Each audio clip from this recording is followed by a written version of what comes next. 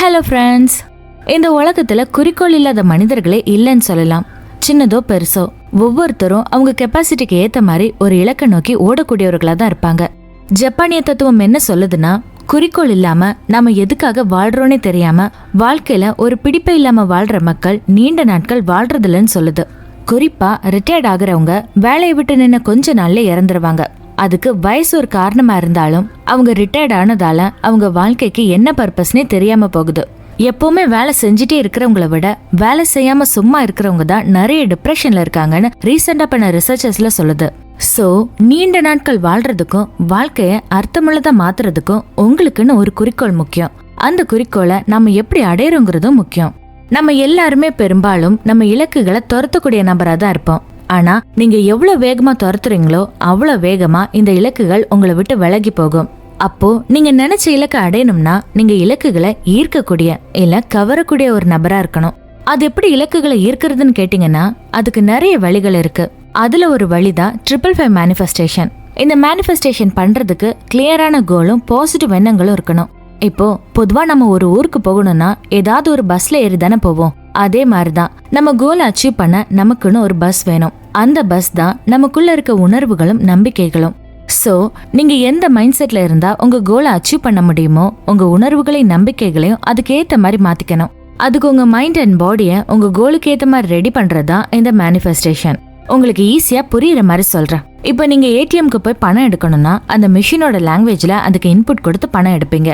ஆனா இதுவே நீங்க ஏடிஎம்க்கு போய் உங்க ஃப்ரெண்ட் கிட்ட பேசுற மாதிரி டே மச்சான் 5000 ரூபாய் பணம் கொடுறான்னு கேட்டீங்கன்னா கொடுக்காது.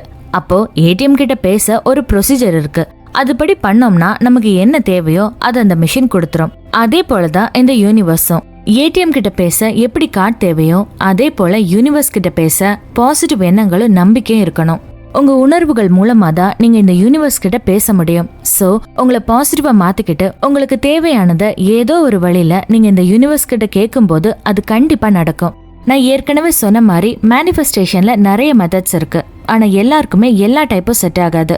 சோ உங்களோட கோல்ஸ் அண்ட் சிச்சுவேஷனுக்கு ஏத்த மாதிரி உங்களோட டெக்னிக்கை நீங்க சூஸ் பண்ணிக்கலாம். ஆனா நாம இப்ப பார்க்க போற 555 மேனிஃபெஸ்டேஷன் பிகினர்ஸ்க்கு ரொம்பவே ஹெல்ப்ஃபுல்லா இருக்கும்.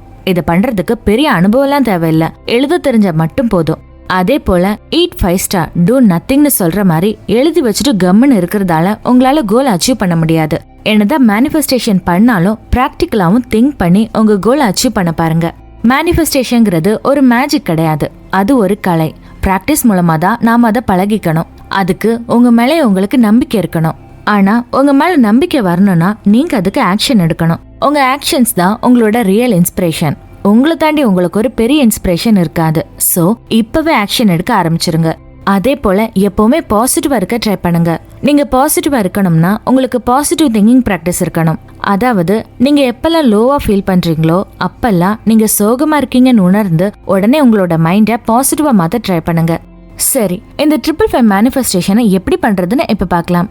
இந்த டெக்னிக்ல உங்களோட இலக்கு அப்புறம் உங்க வாழ்க்கை எப்படியெல்லாம் மாறணும்னு நினைக்கிறீங்களோ அத ஒரு லைன் இல்லனா 2 லைன்ல ஒரு அஃபர்மேஷனா மாத்தி எழுதி அந்த அஃபர்மேஷனை 55 தடவை 5 நாள் எழுதணும். ஆனா நீங்க டிஸ்ட்ராக்ட் ஆகுற பிளேஸ்ல இருந்து இதெல்லாம் எழுதுனீங்கன்னா உங்களுக்கு கிடைக்கக்கூடிய பெனிஃபிட் ரொம்ப ரொம்ப கம்மியா இருக்கும். ஆனா இதுவே ஒரு அமைதியான இடத்துல உட்கார்ந்து எழுதும் போது உங்க மைண்டும் பாடியும் ரொம்ப அமைதியா இருக்கும். அதனால நீங்க எழுதுற எல்லா வார்த்தைகளையும் மனசார எழுதுவீங்க. அந்த வார்த்தைகள் எல்லாம் உங்க ஆள் மனசுக்குள்ள நல்லா பதியும். சோ உங்களோட மார்னிங் டைம்ல ஒரு 10 நிமிஷம் உங்க கோலை அச்சீவ் பண்ண ஹெல்ப் பண்ற அஃபர்மேஷனுக்காக செலவு பண்ணுங்க. அதுல அமைதியான சூழல் ரொம்ப முக்கியம். இதனால 5 நாள்ல நீங்க நிறைய சேஞ்சஸ் பாப்பீங்க. எழுதுறதுனால எப்படி சேஞ்சஸ் நடக்கும் அப்படின்னு உங்க மண்டையை போட்டு குழப்பிப்பீங்கன்னு எனக்கு நல்லா தெரியும். நீங்க இப்படி எல்லாம் கேட்பீங்கன்னு தெரிஞ்சுதான் திரும்ப திரும்ப சொன்னேன். டவுட்டே இல்லாம முழு நம்பிக்கையோட பாசிட்டிவா திங்க் பண்ணணும்னு. கண்டிப்பா நடக்கும்னு தீர்க்கமா நம்பணும். நீ எப்படி இவ்வளவு கன்ஃபார்மா சொல்றேன்னு கேக்குறீங்க, அப்படிதானே? நீங்க ஒரு நாள்ல 55 தடவை எழுதுனீங்கன்னா அது சப்கான்சியஸா உங்க மைண்ட்ல பிக்ஸ் ஆயிரும். திரும்ப திரும்ப உங்க மைண்ட் அந்த வார்த்தைகளை கேட்கும். ரிப்பீட்டடா கேக்குறதால அதுதான் உண்மைன்னு உங்க மைண்ட் நம்ப ஆரம்பிக்கும். அப்படி நீங்க அதை முழுசா நம்ப ஆரம்பிக்கிறதால அதுக்கு ஏத்த மாதிரியான ஆக்ஷன்ஸை நீங்க எடுப்பீங்க. நம்ம எல்லாருக்குள்ளயும் ஆசை கனவு எல்லாமே இருக்கும். நம்ம கனவு எந்த அளவுக்கு முக்கியம் நம்ம நினைக்கிறோமோ அந்த அளவுக்கு நம்ம கனவு அடைய நம்ம தகுதியான நபர்னு நம்புறது முக்கியம். சோ உங்களை நீங்க முழுமையா நம்பாம செல்ஃப் டவுட்டோட இருந்தீங்கன்னா உங்க மைண்ட் உங்ககிட்ட 1000 கேள்விகள் கேட்கும். உங்களை தாழ்வு மனப்பான்மை கொண்டு போகும். உனக்கு தான் அதுக்கு தகுதி இல்லையே, நீ ஏன் இவ்ளோ ட்ரை பண்ற, நீ எவ்வளோ ட்ரை பண்ணாலும் உன்னால அச்சீவ் பண்ணவே முடியாது, அப்புறம் எதுக்கு நீ ட்ரை பண்ற அப்படின்னு உங்களை கேள்வி மேல கேள்வி கேட்டு உங்களை ஆக்ஷன்ஸ் எடுக்க விடாம பண்ணிரும். சோ மேனிஃபெஸ்ட் பண்றதுக்கு முன்னாடி உங்களை நீங்களே நம்புங்க. நம்பிக்கை தான் மேனிஃபெஸ்டேஷனோட ஃபர்ஸ்ட் ஸ்டெப். உங்க மேலே உங்களுக்கு செல்ஃப் டவுட் நிறைய இருக்கும்போது நீங்க எந்த மெத்தடை யூஸ் பண்ணி மேனிஃபெஸ்ட் பண்ணாலும் அதுல ஒரு பிரயோஜனமே இருக்காது. ஆனா செல்ஃப் டவுட் நார்மல் தான். அதே சமயம் உங்களுக்கு அளவுக்கு அதிகமான செல்ஃப் டவுட் இருக்கும்போது உங்க நம்பிக்கையை அதிகப்படுத்துற முயற்சியில நீங்க இறங்கணும். அடிக்கடி உங்க சப்கான்ஷியஸ் மைண்டுக்கு நீங்க உங்க கோலை அச்சீவ் பண்றதுக்கு தகுதியான ஆள் தான்னு சொல்லிக்கிட்டே இருக்கணும். அது உங்களுக்கு வாய் வலிக்கிற வரைக்கும் இல்ல, உங்க மைண்ட் உங்க இலக்கு அடைய நீங்க தகுதியானவர்னு நம்புற வரைக்கும். என்னடா இது, கோலை அச்சீவ் பண்ண எடுக்கிற ப்ராசஸை விட நம்ம மைண்டை நம்ப வைக்கிறது பெரிய ப்ராசஸா இருக்கும் போலே நினைச்சிங்க தானே? நீங்க நினைக்கிறது கரெக்ட் தான். உங்க ஆள் மனசும் உங்க நம்பிக்கைகளும் தான் உங்க கோலை அச்சீவ் பண்றதுக்கான முக்கியமான கேம் சேஞ்சர்ஸ். சோ எப்போ உங்க மைண்ட் உங்க கண்ட்ரோல்ல இருக்கோ அப்போ இந்த உலகமே உங்க கையில இருக்குன்னு அர்த்தம். இந்த 555 மேனிஃபெஸ்டேஷனோட ஃபர்ஸ்ட் ஸ்டெப் அஃபர்மேஷனை சூஸ் பண்றது. அந்த அஃபர்மேஷன் ரொம்ப ஸ்பெசிஃபிக்கா இருக்கணும். இப்போ பிசினஸ்ல ப்ராஃபிட் வேணும்னு நீங்க மேனிஃபெஸ்ட் பண்றீங்கன்னா எனக்கு ப்ராஃபிட் வேணும்னு மட்டும் எழுதாம ரொம்ப ஸ்பெசிஃபிக்கா எவ்வளவு ப்ராஃபிட் வேணும்னு எழுதணும். அதே போல முடிஞ்ச வரைக்கும் உங்க அஃபர்மேஷன் பாசிட்டிவா இருக்கணும். நீங்க ஒரு விஷயத்த அவாய்ட் பண்ண நினைக்கிறீங்கன்னா அது வேணான்னு சொல்லி அஃபர்மேஷன் எழுதாம எது வேணுமோ அதுதான் வேணும்னு சொல்லி அஃபர்மேஷன் எழுதணும்.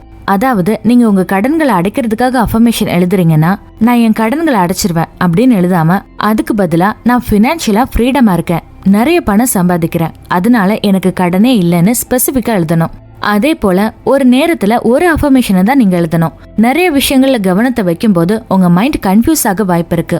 அதனால முடிஞ்ச வரைக்கும் சிங்கிள் அஃபர்மேஷனை வச்சுக்கோங்க. கூடவே உங்க அஃபர்மேஷன் பிரசன்ட் டென்ஸ்ல இருக்கணும்.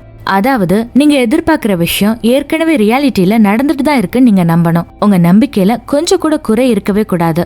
அதே போல உங்க அஃபர்மேஷன்ஸை எப்பவுமே உங்க கண்ணில் படுற மாதிரி எழுதி ஒட்டுவீங்க. அதாவது உங்க அஃபர்மேஷன் எப்பவுமே உங்க கண்ணுக்கு விசிபிளா இருக்கணும். நம்ம போனை விட நம்ம வேற எதுவுமே அதிகமா பார்க்க மாட்டோம். சோ உங்க மொபைல் ஸ்கிரீன் லாக்லயும் உங்களோட அஃபர்மேஷனை எடிட் பண்ணி செட் பண்ணிக்கோங்க. நீங்க அடிக்கடி பாக்குற விஷயங்களை உண்மைன்னு உங்க மைண்ட் ஈஸியா நம்பிடும். இந்த 555 மேனிஃபெஸ்டேஷனோட மெயின் பர்பஸே உங்க ஆள் மனசை உங்க இலக்கை அச்சீவ் பண்ணிடலான்னு நம்ப வைக்கிறதா. அதே போல நீங்க 55 வாட்டி எழுதின உங்களோட இலக்கை தூங்க போறதுக்கு முன்னாடி விஷுவலைஸ் பண்ணி பாருங்க. ஏன்னா நீங்க தூங்க போறதுக்கு முன்னாடி என்ன யோசிக்கிறீங்களோ அதை ரொம்ப ஸ்ட்ராங்கா உங்க ஆள் மனசு நம்ப ஆரம்பிக்கும். ஆனா நம்ம கையில எப்ப போன் வந்துச்சோ அப்பல இருந்து நம்ம போனே பார்த்து தூங்குறது தான் வழக்கமா வச்சிருக்கோம். நீங்க லாஸ்ட் உங்க போன்ல என்ன பாக்குறீங்களோ அதுதான் உங்க மைண்ட் நம்ப ஆரம்பிக்கும். இப்படி ஒவ்வொரு நாள்லயும் ஒவ்வொரு வீடியோ பார்த்துட்டு ஒவ்வொரு எண்ணங்களோட தூங்குறதுனால உங்க மைண்ட் எந்த எண்ணங்கள் மேலயும் ஒரு ஸ்ட்ராங்கான நம்பிக்கையோடு இருக்காது. சோ உங்க எண்ணங்களை உங்க மைண்ட் நம்பணும்னா நீங்க டெய்லி ஒரே எண்ணத்தை ஸ்ட்ராங்கா உங்க மைண்டுக்கு கொடுக்கணும். உங்க இன்புட் எவ்வளவு ஸ்ட்ராங்கா இருக்கோ அதே அளவு ஸ்ட்ராங்கா தான் உங்க அவுட்புட்டும் கிடைக்கும். சோ உங்க இன்புட்ல ரொம்ப கவனமா இருக்கணும். அதே போல விஷுவலைஸ் பண்ணும்போது உங்க ஐம்புலன்களையும் பயன்படுத்த முயற்சி பண்ணுங்க. அதாவது கண், வாய், மூக்கு, செவி, தொடு உணர்வு, இது போல எல்லா உணர்வுகளையும் பயன்படுத்தணும். ஆனா இது உங்களுக்கு பிராக்டிக்கலா புரியணும்னா நான் சொல்றத கண்ணை மூடி யோசிச்சு பாருங்க. நீங்க ஒரு பெரிய பணக்காரர் ஆகணும்னு விஷுவலைஸ் பண்றீங்கன்னு வச்சுப்போம். அப்போ நீங்க விஷுவலைஸ் பண்றது மூலமா உங்க கண்ணை ஏற்கனவே பயன்படுத்திட்டீங்க. பணத்தை கையில தொடும்போது எப்படி ஃபீல் ஆகுமோ அது போல நீங்க ஃபீல் பண்ணணும். இதன் மூலமா உங்க தொடு உணர்வை பயன்படுத்தணும். புதுசா பிரிண்ட் பண்ண பணத்துக்கு ஒரு தனி வாசம் இருக்கும். சோ நீங்க நிறைய பணம் வச்சிருக்க மாதிரியும் ஒரு ரூம் ஃபுல்லா பணத்தோட ஸ்மெல் வர மாதிரியும் நீங்க உங்க நுகர்தல் திறனை யூஸ் பண்ணணும். அதே போல என்கிட்ட நிறைய பணம் இருக்கு, நான் பணக்காரன், இது போல வார்த்தைகளை நீங்க உங்க வாயால சொல்ற மாதிரியும் மத்தவங்க சொல்லி கேக்குற மாதிரியும் நீங்க உங்க வாயின் காதுகளையும் பயன்படுத்தணும். இது போல உங்க புலன்களை எல்லாம் ஒரு முழு தொகுப்பா பயன்படுத்தும் போது உங்க விஷுவலைசேஷன் ரொம்ப ஸ்ட்ராங்கா உங்க சப்கான்ஷியஸ் மைண்டால நம்பப்படும். சரி, நான் இதெல்லாம் பண்றேன், ஆனா 5 நாள்ல நான் நினைச்சது நடந்துருமான்னு கேட்டீங்கன்னா அதுக்கு சரியான பதில் உங்ககிட்ட தான் இருக்கு. நம்ம எல்லாரோட இலக்கையும் ஒரே ஸ்கேல்ல அளக்க முடியாது. உங்களோட நம்பிக்கை, உங்க முயற்சியின் தீவிரம் அதெல்லாம் கணக்குல எடுத்துதான் இதுக்கு பதில் சொல்ல முடியும். ஆனா 5 நாள்ல உங்க ருட்டீன் அப்புறம் ஆக்ஷன்ல ஒரு விசிபிள் சேஞ்சஸ் இருக்கும். அதே போல நீங்க விருப்பப்பட்ட இலக்கை அடையிற வரைக்கும் கூட நீங்க இந்த டெக்னிக்கை யூஸ் பண்ணலாம். ஆனா எப்பவுமே கோல்னு ரொம்ப ஸ்ட்ரெஸ்ஃபுல்லா ஃபீல் பண்ணாம உங்களோட ஜேர்னில ஃபோக்கஸ் பண்ணுங்க. இலக்கு மட்டுமே முக்கியம் இல்ல, அந்த கோல் அடையிற பாதையில நீங்க எவ்வளவு சந்தோஷமா இருக்கீங்கன்றதும் ரொம்ப முக்கியம். அதே போல அஃபர்மேஷன் எழுதுறது, விஷுவலைஸ் பண்றதையும் என்ஜாய் பண்ணி பண்ணுங்க. உங்களுக்காக இந்த யூனிவர்ஸ் வேலை செஞ்சிட்டு இருக்குன்னு முழுசா நம்புங்க. என்னதான் உடனே ரிசல்ட் கிடைக்கலனாலும் நீங்க இதை ஸ்ட்ராங்கா நம்பணும். அதே போல உங்களுக்கு வர வாய்ப்புகளை யூஸ் பண்ணி உங்களை டெவலப் பண்ணிக்கோங்க. உங்க மேனிஃபெஸ்டேஷன் உங்க வாய்ப்புகள் வடிவுல தான் வரும். சோ உங்க இலக்கோடு ஒத்து வரக்கூடிய எந்த வாய்ப்புகளையும் மிஸ் பண்ணிடாதீங்க. முடிஞ்ச வரைக்கும் உங்க இலக்க உங்க எண்ணமாவும் செயலாவும் மாத்துங்க. அப்போ ரொம்ப சீக்கிரமா உங்க கோலை அச்சீவ் பண்ணிருவீங்க. இந்த பதிவு உங்களுக்கு பிடிச்சிருக்கும் நம்புறேன். மேலும் இது போன்ற சிறந்த பதிவுகளுக்கு எங்க சேனலை சப்ஸ்கிரைப் பண்ணிக்கோங்க. மீண்டும் ஒரு நல்ல டாபிக்ல சந்திக்கலாம். நன்றி.